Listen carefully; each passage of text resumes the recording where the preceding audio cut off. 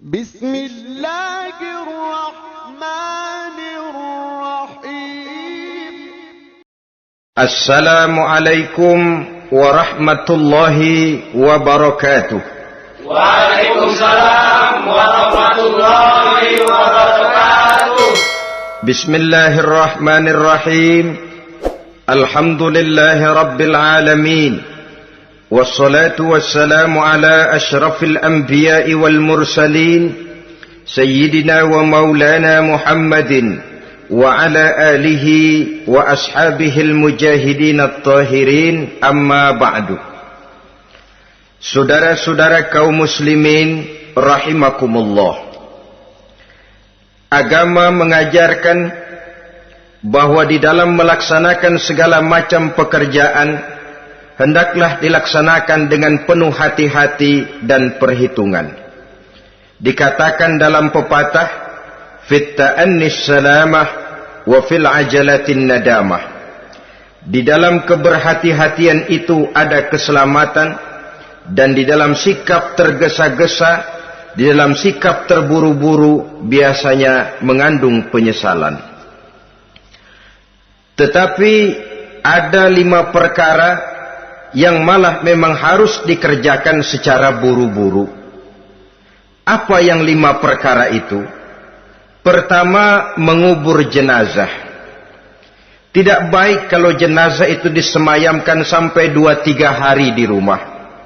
Dan yang lebih baik mengubur jenazah itu adalah di tempat di mana dia meninggal. Contohnya adalah baginda Nabi. Beliau kelahiran Mekah. Beliau wafat di Madinah, maka di Madinah itulah beliau dimakamkan dan bukan di kota Mekah. Karena prinsipnya agama menginginkan kemudahan dan tidak menginginkan kesukaran. Hal kedua yang harus dikerjakan dengan segera ialah mengawinkan anak perempuan. Apabila kita mempunyai anak perempuan, sudah sampai usianya untuk memasuki ambang pintu pernikahan, dan dia sudah minta untuk dinikahkan, maka segeralah orang tua menikahkannya atau mengawinkannya. Sebab biasanya anak perempuan, apalagi di zaman sekarang, kalau tidak segera dikawinkan oleh orang tuanya, dikhawatirkan dia akan kawin sendiri.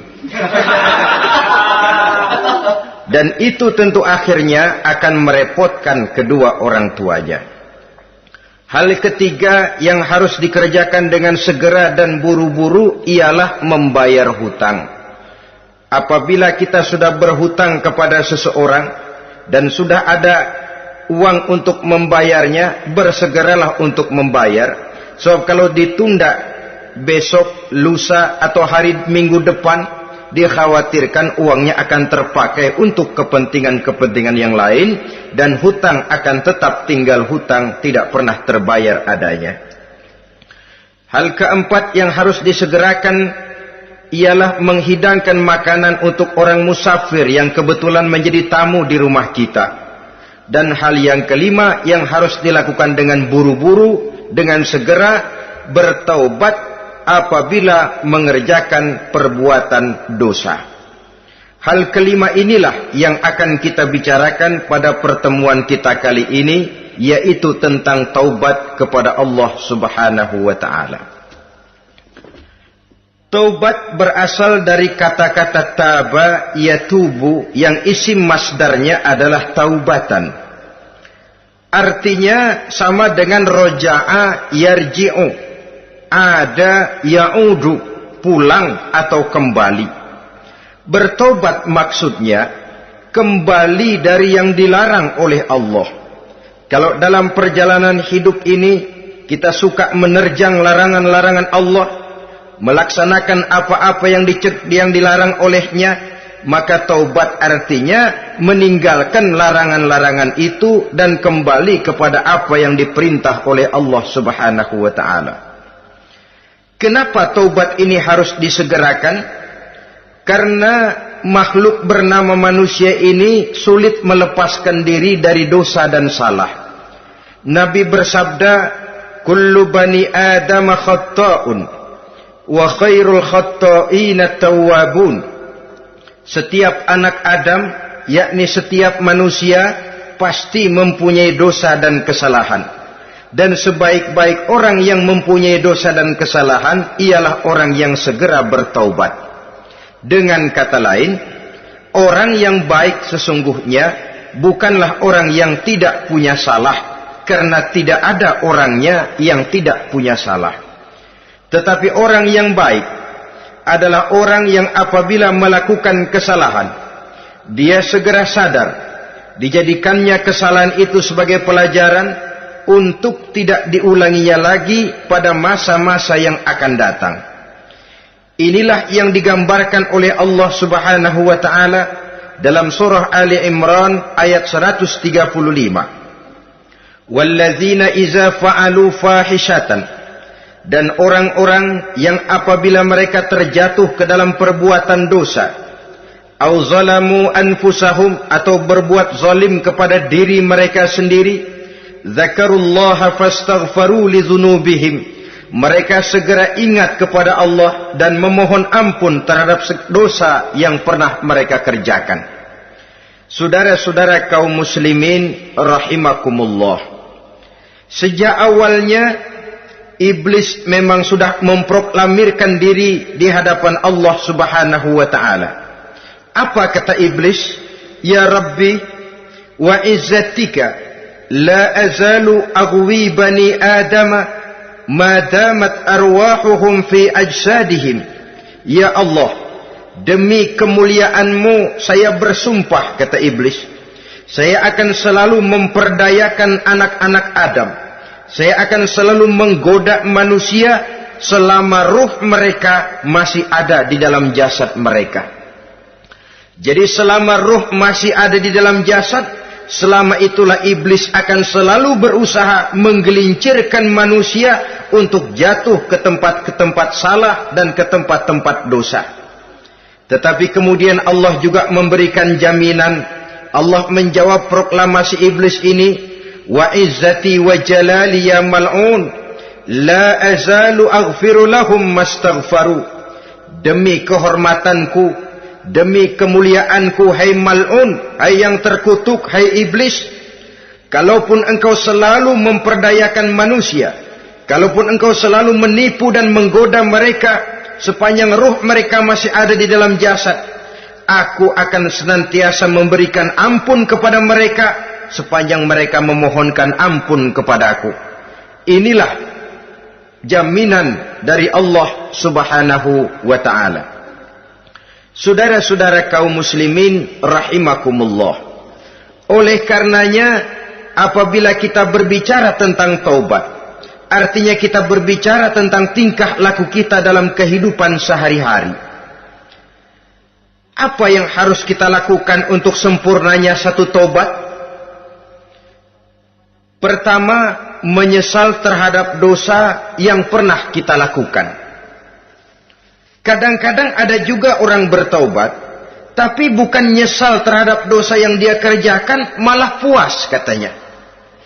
Dia ngomong sama teman-temannya, saya dulu zaman muda sudah kenyang judi, kenyang zina, kenyang mabuk-mabukan, sudah puas. Sekarang tinggal benernya saja, saya sudah taubat. Taubatnya sih bagus, tapi puasnya itu yang jelek. Kenapa harus dikatakan puas? Bukan puas, menyesal. Menyesal saya dulu. Kenapa hanyut terjebak dosa? Kenapa tenggelam di meja judi? Kenapa tenggelam di minum-minuman keras? Kenapa hanyut kepada perbuatan munkar dan maksiat? Saya menyesal sekali. Menyesal diperintah dan bukan malah puas. Dari rasa menyesal ini nanti timbul hal yang kedua, yaitu berniat tidak akan mengulangi lagi perbuatan dosa. Kalau menyesal tapi masih diulangi lagi, itu belum taubat yang sebenarnya. Saya kapok, menyesal, tidak mau minum minuman keras lagi. Besok tidak ada minuman keras, malah pusing, nyari kesana kemari. Itu belum taubat yang sebenarnya. Jadi setelah menyesal, berniat tidak akan mengulangi lagi perbuatan dosa itu. Kalau menyesal tapi masih diulanginya lagi, itu sama saja dengan main-main. Saudara-saudara kaum muslimin rahimakumullah, barangkali itu yang orang namakan dengan taubat sambal namanya. Kita kalau makan nasi pakai sambal, pedesnya bukan main, repot, marah, ngomel. Gila, sambal pedes bukan main, taubat sama sambal. Taubat sama sambal katanya.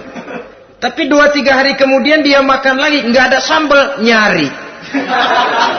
Kemarin sudah taubat, 2 hari kemudian malah nyari. Ini bukan taubat yang sebenarnya. Penyesalannya tidak diiringi dengan berniat untuk tidak mengulangi perbuatan dosa itu selama-lamanya. Saudara hadirin, kita sudah taubat, tidak mau lagi minum minuman keras. Datang teman, minum ya, nggak mau. Kenapa? Saya sudah taubat. Yang benar, benar. Kalau dibayarin, udah. Jadi rupanya taubatnya itu cuma karena nggak ada yang bayarin. Begitu datang yang bayarin, berangkat lagi. Itu belum lagi merupakan taubat yang sebenarnya. Begitu juga kita taubat dari meja judi. Pada waktu sudah bures, bangkrut, habis-habisan, mungkin menyesal, mungkin bertaubat. Inilah akibatnya judi, rumah tangga berantakan, harta bures, anak terlantar, uang tidak ada. Taubat, saya tidak mau lagi-lagi tenggelam di meja judi.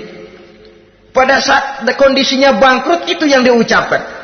Tapi 2-3 hari, 4-3 minggu, 1 bulan kemudian rezekinya banyak, makmur lagi, usahanya maju lagi, lupa lagi dia kepada ucapan sebelumnya, akhirnya sedikit demi sedikit tenggelam kembali di meja judi. Ini pun belum merupakan taubat yang sebenarnya. Jadi untuk sempurnanya taubat, yang pertama menyesal terhadap dosa yang telah dilakukan, yang kedua berjanji tidak akan mengulangi lagi, kemudian yang ketiga meninggalkan perbuatan jahat itu untuk selama-lamanya. Dengan kata lain, kalau memang taubat tidak mau minum lagi, talak 3 itu minuman keras. Kalau memang niat tidak akan berjudi lagi, talak 3 itu segala macam bentuk perjudian, meninggalkan perbuatan jahat. Yang keempat, menunaikan semua fardu dan kewajiban. Sebab barangkali pada saat kita tenggelam dalam dosa, perintah-perintah Allah, jangankan yang sunnah, yang wajib saja sering kita lalaikan. Maka apabila diri telah berniat melaksanakan taubat, maka tunaikan semua kewajiban yang disyariatkan oleh agama kepada kita. Yang kelima, meminta halal kepada para lawannya dengan termasuk mengembalikan hak milik orang lain. Ini kalau menyangkut hukukul adamiyin atau hak-hak manusia. Jadi kalau kita berdosa kepada sesama manusia, Allah belum akan menerima taubat kita kalau kita belum minta maaf kepada yang bersangkutan. Adapun kalau kita sudah minta maaf tapi yang bersangkutan tidak mau memberikan maaf, itu urusan dia kepada Allah. Urusan kita adalah meminta maaf kepada yang bersangkutan. Hal yang keenam, mendidik atau melatih diri untuk bertaat kepada Allah. Sebagaimana kita dulunya telah melatih diri, memperturutkan diri untuk berbuat durhaka. Lalu memperbaiki yang dimakan dan yang diminum. Itu juga merupakan ciri dari orang-orang yang melaksanakan taubat kepada Allah Subhanahu wa ta'ala. Kemudian apalagi memperbanyak istighfar di dalam kehidupan. Disabdakan oleh Nabi, inna likulli da'in dawa'un wa dawa'u zunubi al-istighfar.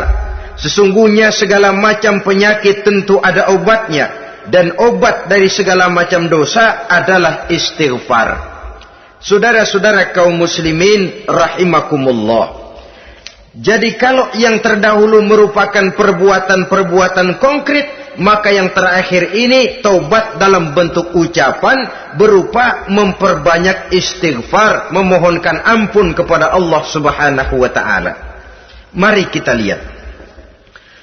Dalam teladan hidup kita, manusia yang hatinya paling bersih tidak lain adalah Rasulullah sallallahu alaihi wasallam. Beliau sudah mendapat jaminan ampun dari seluruh dosa. Liyaghfir lakallahu ma taqaddama min zambika wa ma ta'akhkhar, kata Allah. Muhammad, dosamu yang dahulu, dosamu yang sekarang, dosamu yang akan datang jikalau memang ada, seluruhnya sudah mendapat jaminan ampun dari Allah. Tetapi coba lihat dari sejarah perjalanan hidup yang mulia ini. Sungguh pun beliau sudah nyata-nyata mendapat jaminan ampun dari Allah. Beliau mengatakan, ayyuhan nas, tubu ilallah, fa inni atubu fil yaumi mi'ata marrah. Wahai manusia, bertaubatlah kepada Allah, maka sesungguhnya saya, kata beliau, dalam satu hari bertaubat 100 kali kepada Allah. Dalam riwayat yang lain, 70 marrah, 70 kali beliau mengucapkan istighfar minimalnya dalam sehari semalam. Orang yang sudah nyata-nyata mendapat jaminan ampun dari Allah ini, satu hari satu malam istighfarnya minimal 70 kali. Apatah lagi kita yang nyata-nyata belum mendapat jaminan ampun dari Allah. Di dalam satu hadis diriwayatkan bahwa iblis laknatullah alaih pernah berkata, ahlaktun nasa bizzunubi wal ma'asi. Aku rusak dan aku hancurkan kehidupan manusia dengan dosa dan dengan segala macam perbuatan maksiat. Iblis menghancurkan manusia dengan menanamkan kegemaran berbuat dosa dan menanamkan kesukaan untuk bergelimang dalam dunia maksiat. Tetapi kemudian iblis mengakui, wa ahlakuni bila ilaha illallah wal istighfar. Tetapi kemudian terbalik, manusia menghancurkan aku dengan kalimat la ilaha illallah dan dengan istighfar, yakni mengucapkan astaghfirullahal azim. Inilah senjata pemungkas menghadapi upaya iblis untuk menghancurkan manusia. Kalau iblis menghancurkan manusia dengan perbuatan dosa, dengan menenggelamkan manusia ke dalam perbuatan-perbuatan maksiat, hendaknya kita sadar. Pada saat kita terdorong untuk melakukan perbuatan dosa, kita lalu sadar inilah perangkap iblis untuk membinasakan saya. Pada saat kita terjebak ke dalam perbuatan maksiat dan munkarat, ingatlah baik-baik, inilah perangkap iblis untuk merusak dan membinasakan saya. Maka hancurkan perangkap iblis, hancurkan tipu daya dan usaha iblis itu dengan apa? Dengan kalimat la ilaha illallah dan dengan memperbanyak istighfar.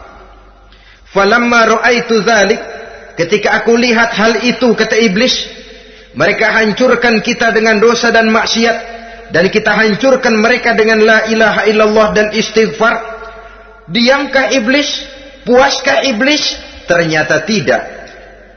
Apabila aku lihat usaha manusia itu, ahlaktuhum bil huda, ahlaktuhum bil hawa, wahum yahsabuna annahum muhtadun.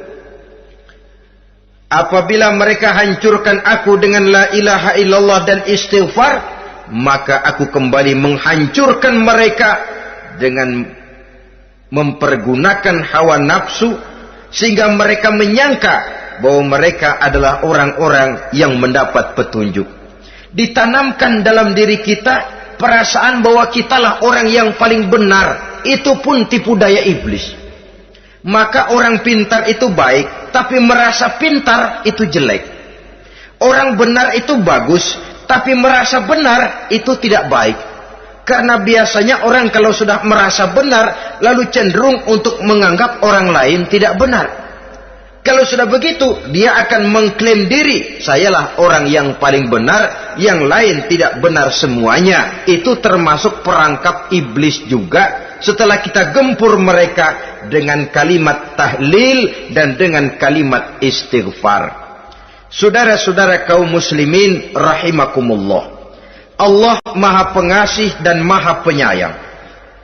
Ia akan mengampunkan perbuatan yang bersifat salah dari manusia.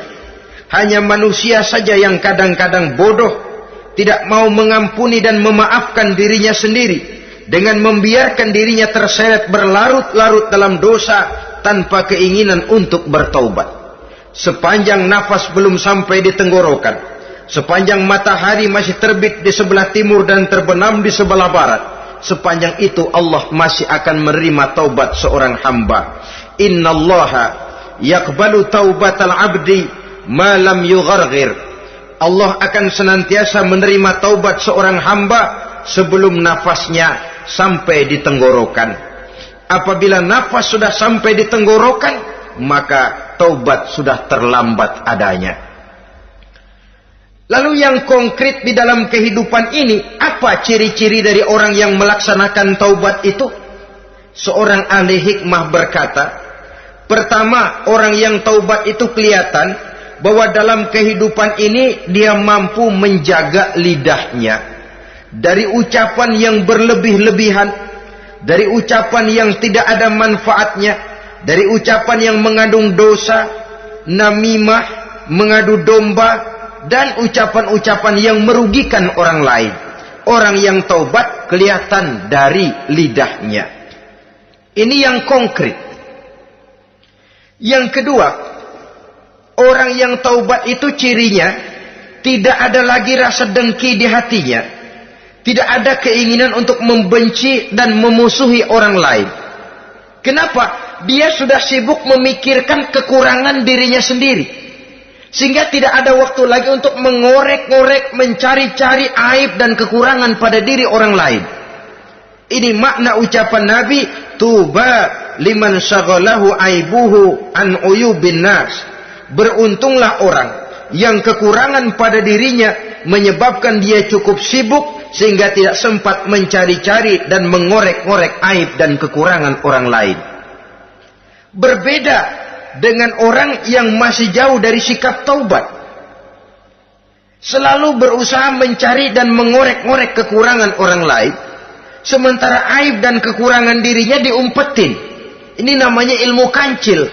Orang lain disorotin, dia ngaling, ngumpet. Kerjaannya apa? Monten orang lain saja. Dia sendiri tidak mau diponten dan tidak mau memonten dirinya. Akibatnya apa? Sikap introspeksi tidak ada. Sikap mawas diri hilang. Sikap melihat, bercermin terhadap pribadinya sendiri hilang. Yang ada cuma menilai orang lain saja. Jadi adapun orang yang sudah bertaubat ini, di hatinya tidak ada dengki. Melihat orang lain mendapat nikmat, alhamdulillah, dia ikut bersyukur. Lain dengan orang yang jauh dari taubat. Tetangganya dapat nikmat, dia meriang. Tidak senang hatinya melihat orang lain senang. Orang melarat malah tepuk tangan.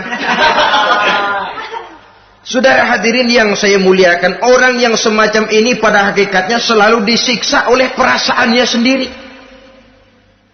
Kalau tetangganya yang kaya, ditanya kemana dukunnya.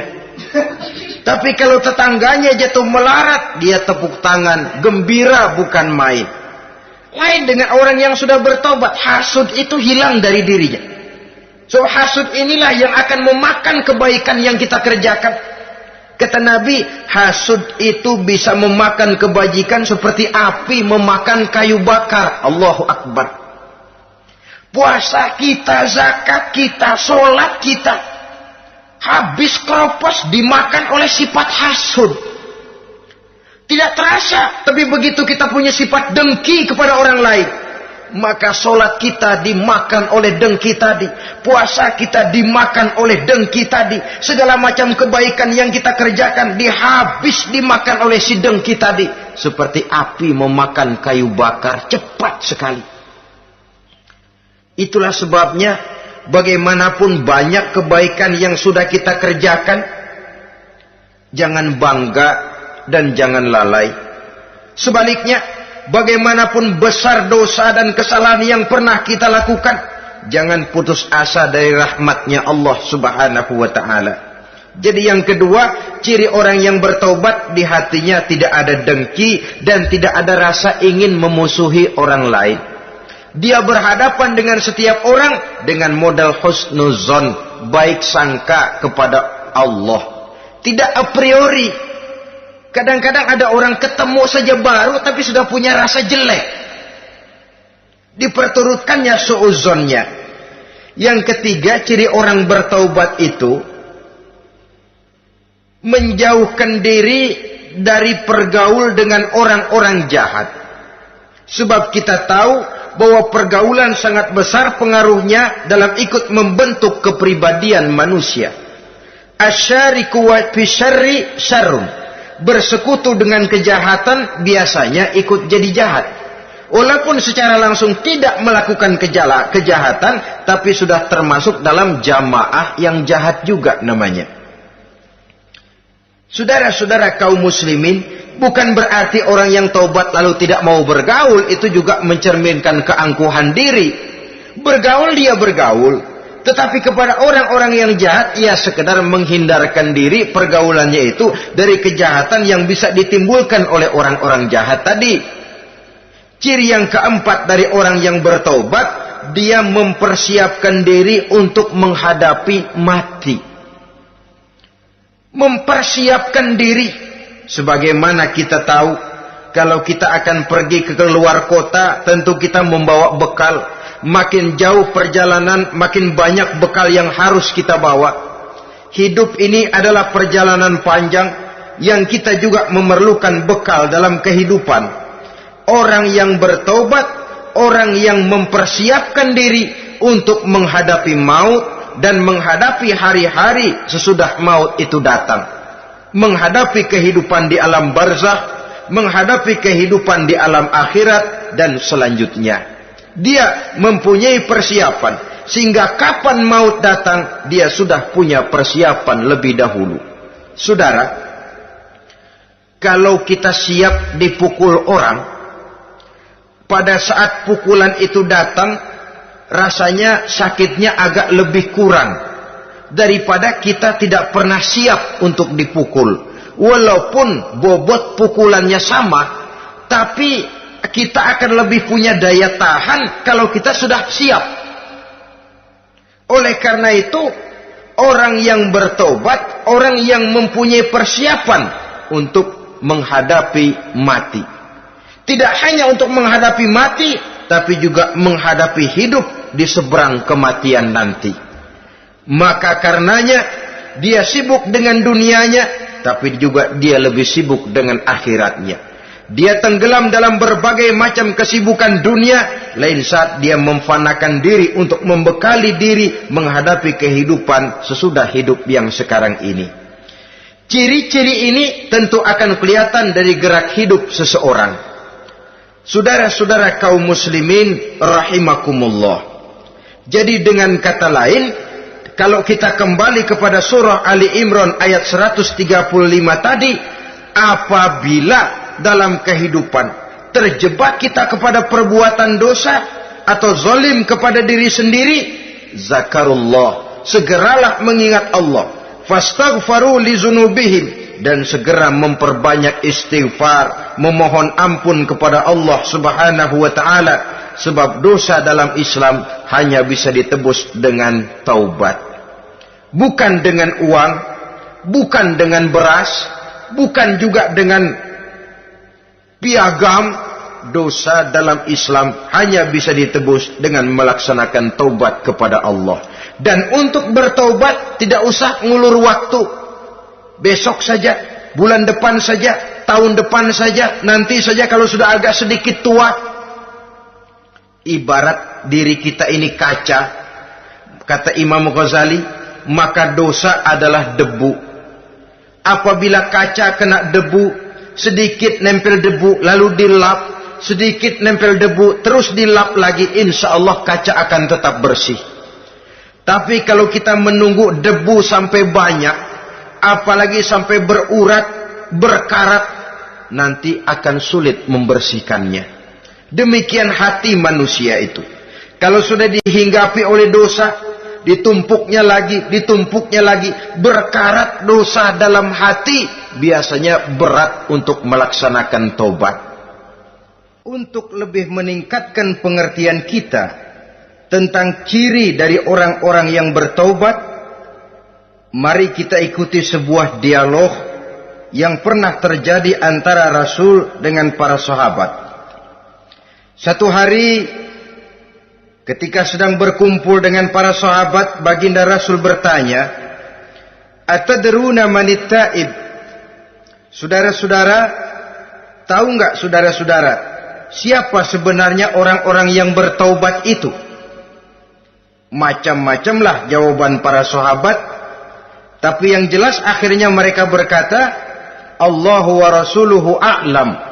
Allah dan Rasulnya yang lebih tahu siapa sebenarnya orang yang bertaubat itu. Atas jawaban ini, baginda Rasul lalu menegaskan. Pertama, man taba wa lam yata'allamil ilma falaysa bitaibin. Siapa orang yang mengaku bertaubat kepada Allah, lalu dia tidak mau mencari ilmu, tidak mau belajar, falaysa bitaibin, maka dia belum termasuk orang yang bertaubat. Jadi di sini jelas bahwa bukan hanya dari dosa kita bertaubat, juga bertaubat dari kebodohan. Dalam arti tidak membiarkan diri kita bodoh terus menerus. Dengan bahasa anak sekarang, bodoh tapi betah.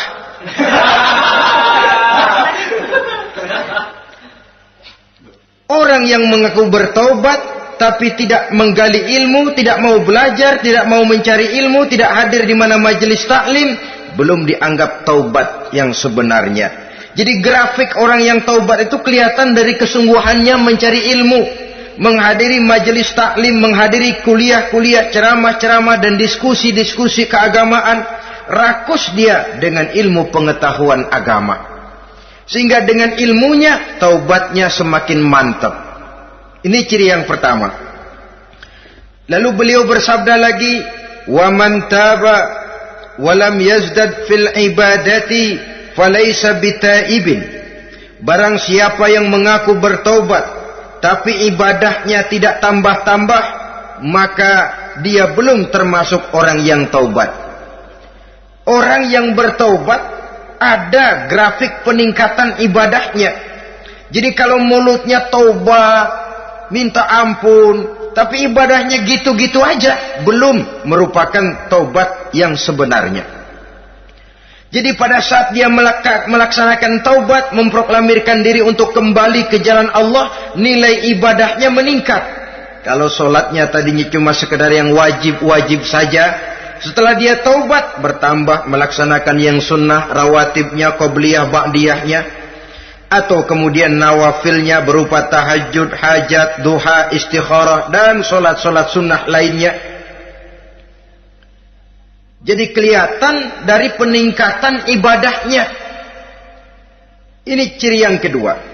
Yang ketiga kata Nabi lagi, wa man taba wa lam yardal khusama falaysa bitaibin. Barang siapa yang mengaku bertaubat kepada Allah tapi dia tidak bisa meridhoi musuh-musuhnya, maka belum lagi dia dianggap orang yang bertaubat. Meridhoi, memaafkan musuh. Saudara, memberi maaf itu lebih sulit daripada minta maaf. Tapi memberi maaf lebih mulia daripada minta maaf. Minta maaf gampang, memberi maaf yang sulit. Karena itu orang yang memberi maaf menunjukkan jiwa yang lebih luhur daripada orang yang minta maaf. Sebab apa? Posisi orang yang memberi maaf kan posisi orang yang menang. Biasanya dalam posisi menang orang gampang congkak dan sombong. Orang datang minta maaf kepada kita, lalu timbul keseganan. Iya, minta maaf sih gampang. Memberi maaf itu yang sulit, tapi itu yang sangat dianjurkan. Dan itu merupakan ciri dari orang-orang yang bertaubat. Lalu apalagi? Wa man taba walam yughayyir libasahu wa zinatahu falaysa bitaibin. Barang siapa yang mengaku bertobat tetapi pakaian dan perhiasannya tidak berubah, maka dia belum lagi dianggap bertobat. Orang bilang pakaian memang kulit, yang penting isi. Tetapi bagaimanapun kulit mencerminkan isi. Dari pakaian kita bisa mengkaji kepribadian seseorang. Saya berpendapat bahwa pakaian penting, kulit juga penting. Kulit penting, isi penting. Kulit tanpa isi tidak ada artinya. Isi tanpa kulit juga meragukan orang. Wah, yang penting kan isinya, kulitnya gimana saja. Saya mau tanya, saudara dapat duren di jalanan, isi aja nggak ada kulitnya. Kira-kira dimakan nggak duren itu? Paling kurang akan menimbulkan keraguan, jangan-jangan sudah dicampur racun ini. Jadi dengan demikian orang yang bertaubat ini kelihatan dari cara berpakaian, cara berhias diri, tidak over. Dia kembali kepada fungsi berpakaian. Dalam Islam kan sesungguhnya fungsi pakaian itu yang paling utama. Pertama, nutup aurat. Itu ukurannya. Yang kedua, pantas. Yang ketiga, baru soal mode. Di zaman kita sekarang terbalik. Mode nomor 1, pantas belakangan, nutup aurat apa tidak nomor 16.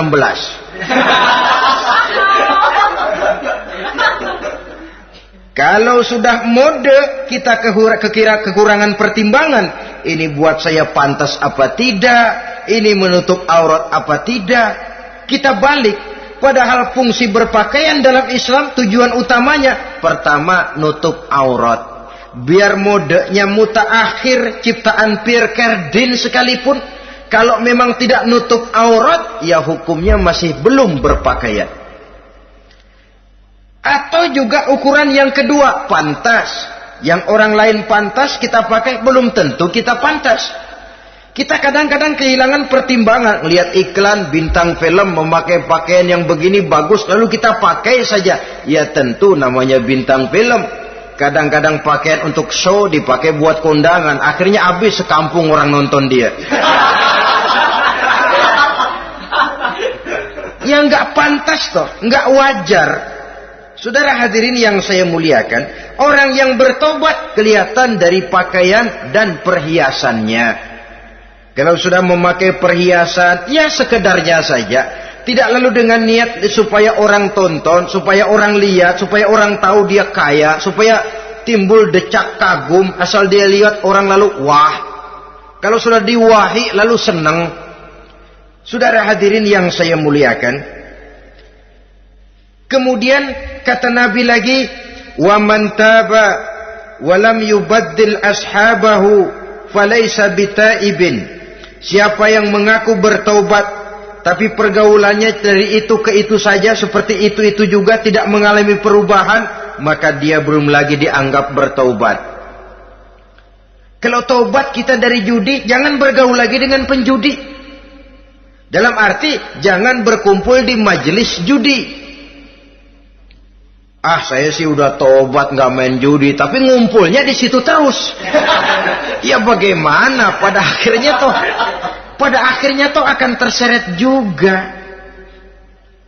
Saudara hadirin yang saya muliakan, jadi dengan demikian lingkungan juga sangat besar pengaruhnya dalam kriteria orang yang bertaubat. Selanjutnya Nabi bersabda, "Wa man taba walam yughayyir khuluquhu falaysa bitaibin." Siapa yang mengaku bertaubat tapi akhlaknya, budi pekertinya tidak mengalami perubahan, maka orang itu pun belum dianggap bertaubat. Ini juga konkret. Orang yang bertaubat kelihatan dari akhlaknya. Kalau kemarin sama orang tua songong, kurang ajar, nyelongcong, maka setelah taubat dia berakhlak kepada orang tua. Kalau kemarin kepada anak muda menindas, tidak senang kepada anak muda yang maju, setelah dia taubat dia bisa menyayangi kepada anak-anak muda. Akhlak ini lain dengan adat, istiadat. Adat biasanya hanya memandang yang lahir, sedangkan akhlak zahir batin dipandang. Contoh, seorang anak muda kalau lewat di depan orang tua membungkukkan badan, menurut adat dia sudah sopan. Tapi menurut akhlak belum tentu berakhlak. Tergantung kepada niatnya apa membungkukin badan. Permisi apa ngina? Kan mungkin saja orang membungkukkan badan lewat di depan aki-aki karena menghina, sebab aki-aki itu badannya udah bungkuk. Jadi gerakan zohir yang baik, yang diiringi dengan niat yang baik, itulah cerminan daripada akhlak. Kalau adat terlepas dari soal niat, asal zohirnya sudah oke, menurut adat, oke dia beradat. Niatnya apa? Adat tidak pernah menilai. Maka orang yang bertaubat pun kelihatan dari akhlaknya, dan akhlak itu adalah keseluruhan tingkah hidup manusia. Cara berjalan ada akhlak, cara makan ada akhlak, cara duduk ada akhlak, cara tidur ada akhlak. Sehingga pantas ketika Siti Aisyah ditanya, Aisyah, Rasulullah itu akhlaknya apa sih? Beliau menjawab, karena Rasulullah khuluquhul Quran. Rasulullah itu akhlaknya Quran. Sehingga di kalangan ilmuwan lalu ada ungkapan bahwa Nabi Muhammad adalah Quran berjalan. Maksudnya seluruh konsepsi Quran sudah diterjemahkan dalam kehidupan Nabi. Maka tidak heran kalau Islam mengatur kehidupan manusia sejak yang sekecil-kecilnya sampai yang sebesar-besarnya. Cara berpakaian ada akhlaknya, kan begitu toh dalam Islam. Saudara diri di depan kaca, ngaca, ada akhlaknya, ada bacaannya. Allahumma kama hasanta khalqi fahassin khuluqi. Sampai saudara masuk ke dalam WC sekalipun ada akhlaknya. Karena akhlak adalah keseluruhan gerak hidup manusia. Orang yang bertobat kelihatan dari perubahan akhlaknya. Kemudian beliau bersabda, "Wa man taba wa lam yatwi firashahu wa bisatahu falaysa bitaibin." Siapa orang yang mengaku bertaubat tetapi dia tidak menggulung tempat tidur dan spraynya, maka dia belum dianggap bertaubat. Ini bahasa kinayah. Menggulung spray, melipat tempat tidur artinya lebih banyak ibadahnya daripada tidurnya. Kalau ngaku taubat tapi sehari 24 jam, 22 jam tidur, cuma 2 jam ibadah, ya belum mencapai kriteria itu. Dengan kata lain, orang apabila sudah memproklamirkan diri untuk taubat, menyingsingkan lengan baju, melipat spray, menggulung tempat tidur. Bukan berarti dia tidak tidur-tidur, tetapi bersiap diri untuk melaksanakan ibadah yang pada saat dia terjebak dalam dosa, sudah banyak ibadah yang ditinggalkannya. Saudara-saudara kaum muslimin rahimakumullah. Kemudian beliau bersabda pula, "Wa man taba wa lam yatasaddaq falaysa bitaibin." Barang siapa yang mengaku bertobat, kemudian dia tidak menyedekahkan karunia yang diberikan Allah kepadanya, maka taubatnya belum lagi dianggap taubat yang sebenarnya. Faman istabana minal abdi hazihil khisal fahuwa taibun haqqa. Apabila nyata tanda-tanda ini pada diri seorang hamba, maka barulah taubatnya dinamakan taubat yang sebenarnya. Jadi untuk taubat itu ada 2 jalan yang bisa kita tempuh. Pertama, taubat dengan lisan, taubat dengan ucapan. Dalam artian apa? Memperbanyak istighfar. Istighfar yang mana? Yang mana yang mungkin saja. Kalau waktunya sempit, ya istighfar yang pendek-pendek. Astaghfirullah, astaghfirullah, astaghfirullah. Mau yang lebih panjang, astaghfirullahalazim allazi la ilaha illa huwal hayyul qayyum wa atubu ilaih min jami'il ma'asi waz zunub la haula wala quwwata illa billahil aliyyil azim. Ada waktu yang lebih panjang lagi membaca sayyidul istighfar. Tiap kali berbuat jahat, tiap kali diiringi dengan istighfar. Nah, ini yang bisa runtuh dengan istighfar ini dosa apa? Dosa yang ringan. dosa yang biasanya dilakukan oleh panca indera kita. Mata, ini dosa mata, insya Allah bisa runtuh dengan istighfar. Ngelihat yang haram, cepat nunduk, astagfirullah. Habis nunduk, jangan ngeliatin lagi. Kadang-kadang ngelihat nunduk, istighfar, melotot lagi, istighfar lagi.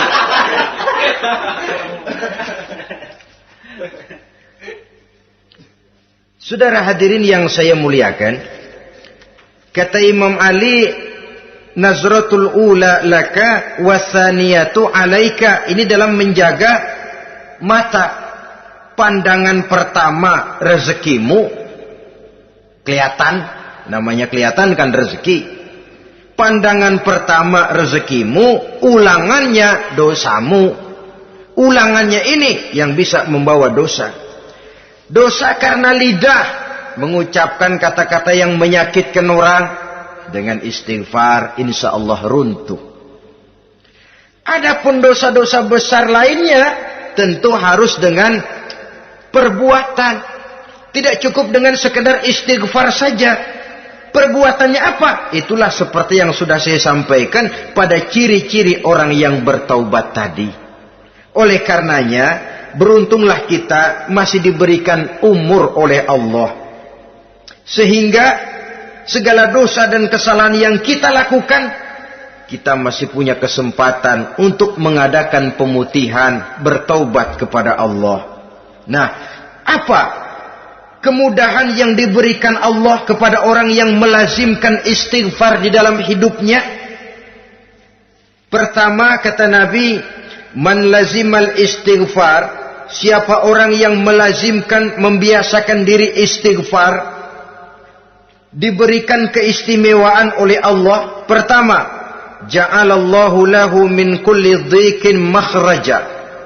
Allah akan memberikan jalan keluar untuknya dari segala macam kesulitan. Hidup ini kan problem. Makin tinggi status sosial, makin banyak urusan. Urusan akan selesai apabila hidup di dunia selesai. Kita menyangka orang lain lebih enak dari kita, padahal tiap orang punya urusan. Yang namanya enak barangkali persis seperti pelangi biang lala itu. Tidak pernah di atas kepala kita, di atas kepala orang lain saja. Begitu kita memandang keenakan dalam hidup ini. Petani bilang pedagang enak, pedagang bilang petani enak. Tapi begitulah keenakan itu. Orang yang melazimkan istighfar, dia akan diberikan jalan keluar dari segala macam kesulitan. Menurut perhitungan otak, didlek, buntu, tidak sanggup lagi, entah bisa terwujud dan terlaksana. Allah memberikan jalan keluar dari segala kesulitan. Saudara, kalau Allah sudah memberikan jalan keluar dari kesulitan, siapa lagi yang bisa bikin sulit kita? Kalau Allah yang memberikan jalan keluar, everything is running well, katanya. Semua urusan bisa jalan dengan lancar. Tapi tanpa istighfar, jauh kita dari Allah. Jalan yang sudah lapang pun bisa jadi sempit. Urusan yang sudah nyata akan selesai pun bisa jadi injelimet. Dan jalan yang tadinya tidak berliku-liku pun bisa berliku-liku. Ini faktor yang di luar perhitungan matematis. Kita tidak mampu, Allah maha mampu. Menurut akal kita tidak mungkin. Kalau Allah mau, tidak ada yang tidak mungkin. Saudara-saudara, ini fasilitas pertama. Orang yang gemar istighfar diberikan jalan keluar dari segala macam kesulitan. Yang kedua, wa min kulli hammin faraja, diberikan kegembiraan dari setiap kesusahan yang dihadapinya. Ada saja faktor-faktor yang mendatangkan kegembiraan, yang mendatangkan refreshing di dalam kehidupannya, sehingga dia tidak lalu merasa jalannya buntu, tidak merasa kesulitannya tidak pernah terselesaikan. Dan yang ketiga, fasilitas yang diberikan Allah kepada orang yang gemar istighfar, wa razaqahu min haitsu la yahtasib. Allah akan memberikan kepada mereka rizki dari jalan yang tidak pernah mereka sangka-sangka, dari jalan yang tidak pernah mereka perkirakan sebelumnya. Saudara-saudara kaum muslimin rahimakumullah, inilah fasilitas ketiga yang diberikan Allah kepada orang yang gemar istighfar. Rizkinya datang dari jalan yang tidak disangka-sangka. Sebab rizki ini juga termasuk hal gaib. Dan jangan lupa, ar-rizku bimakna al-ata hissiyan kana au ma'nawiyan. Rizki adalah pemberian, baik yang konkret maupun yang abstrak. Kita sering membatasi pengertian rizki, maka rizki kita jadi sering terbatas. Menurut kita kan yang namanya rezeki cuma duit saja. Kalau bukan duit, bukan rezeki. Padahal semua karunia Allah itu rezeki. Umur, rezeki. Istri, rezeki. Anak, rezeki. Pangkat dan jabatan, rezeki. Termasuk duit juga rezeki. Tapi dalam kebiasaan kita, rezeki cuma duit. Begitu duit seret, kita anggap rezeki macet. Maka akhirnya kita tidak bersyukur kepada Allah. Padahal mungkin di sektor duit macet, tapi rezeki dari segi lain, ilmu barangkali tambah, wibawa naik, pangkat naik, anak tambah, itu juga merupakan rezeki. Saudara-saudara kaum muslimin rahimakumullah, orang yang gemar istighfar ini diberikan rezeki dari jalan yang tidak disangka-sangkanya. Dibukakan perbendaharaan Allah untuknya. Sehingga rezekinya datang dari cara yang tidak disangka-sangka. Allah Maha Kaya. Kalau dia mau, la mani'a lima a'taita wa la mu'tiya lima mana'ta. Tidak satu kekuatan pun yang mampu mencegah apa yang hendak diberikan Allah, dan tidak satu kekuatan pun yang sanggup memberikan apa yang dicegah oleh Allah Subhanahu wa taala. Ini keistimewaan yang diberikan Allah kepada mereka yang gemar beristighfar di dalam kehidupan ini. Jangan lagi berpikir, gua sih nggak punya dosa, istighfar amat. Sombong, saudara-saudara. Manusia itu lebih baik merasa banyak dosa daripada merasa tidak punya dosa. Tanda orang bahagia, kata Nabi, 4. Pertama, orang yang selalu ingat kepada kesalahan yang pernah dia lakukan. Itu orang bahagia. Selalu ingat kepada kesalahan yang pernah dilakukannya. Sehingga pada saat akan melakukan kesalahan yang baru, dia mikir-mikir. Dosa gue yang kemarin udah 3 keranjang, nih nambah lagi. Ingatannya terhadap kesalahan yang lalu akan merupakan langkah preventif yang mencegah dirinya untuk tidak menambah kesalahannya. Orang bahagia, orang yang selalu ingat kesalahan yang pernah dia lakukan, terbayang di pelupuk mata, bukan ngumpet-ngumpetin dosa. Sebab apa yang mau kita umpetin di hadapan Allah? Yang kedua, tanda orang bahagia itu orang yang selalu melupakan kebaikannya. Kalau dia berbuat baik, dia lupakan. Dia anggap dirinya belum pernah berbuat baik. Sehingga di mana ada kebaikan, dia tidak bisa ikut. Dia merasa sangat rugi. Sebab dia anggap dirinya belum pernah berbuat baik. Yang ketiga, tanda orang bahagia. Dalam urusan dunia, dia lihat ke bawah. Sehingga timbul rasa syukurnya. Bahwa kalau dia sengsara, masih banyak yang lebih sengsara dari dia. Bahwa kalau dia miskin, masih jauh lebih banyak yang miskin dari dia. Bahwa kalau dia menemui kesulitan, masih banyak yang jauh lebih sulit dari dia. Dengan cara itu, jiwanya akan lapang, hidupnya akan tenang, dan dia tidak pernah ingkar kepada nikmat yang diberikan Allah. Sebaliknya yang keempat, tanda orang bahagia itu, dalam urusan akhirat dia lihat ke atas. Dunia, lihat yang bawah. Akhirat, lihat yang atas. Kalau dia bisa sholat, kenapa saya tidak? Kalau dia sanggup puasa, kenapa saya tidak? Kalau dia bisa baca Quran, kenapa saya tidak? Timbul panas, nyontoh ibadah, mendatangkan kebahagiaan. Rakus ibadah malah dianjurkan. Rakus dunia malah tercela. Nah, lawanannya orang celaka, saudara-saudara. Orang celaka juga tandanya 4 lawanan yang tadi itu. Pertama, orang yang selalu melupakan kesalahannya. Kalau berbuat dosa lupa, sok bersih. Alah, dosa gue mah dikit. Saudara hadirin yang saya muliakan, orang yang selalu melupakan kesalahan, menganggap dirinya bersih, akhirnya kalau ingin berbuat dosa nggak dimikir-mikir. Tidak ada lagi yang ditimbang-timbang. Selanjutnya, yang kedua, orang celaka itu orang yang selalu mengingat kebaikannya. Akhirnya apa? Timbul sifat nepuk dada, membanggakan jasa. Lahirlah pahlawan-pahlawan kesiangan.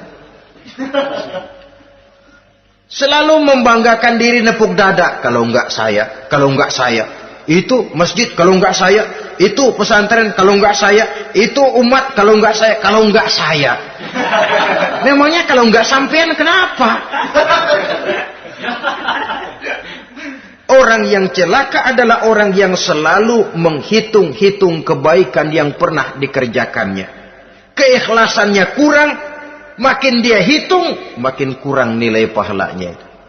Makanya kalau berbuat baik, ya anggap saja buang sampah, gak usah ditengok-tengok, gak usah diingat-ingat, dan gak usah mengharap orang yang kita tempat berbuat baik akan membalas kebaikan. Saudara hadirin yang saya muliakan, yang ketiga, tanda orang celaka dalam urusan dunia, lihatnya ke atas. Panasnya timbul. Syirik dan dengkinya naik. Rakusnya jadi.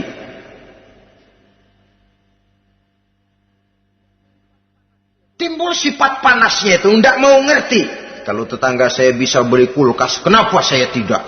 Kalau tetangga saya bisa beli motor, kenapa saya tidak? Kalau tetangga saya bisa beli mobil, kenapa saya tidak? Gaji nggak cukup, tuyul piara.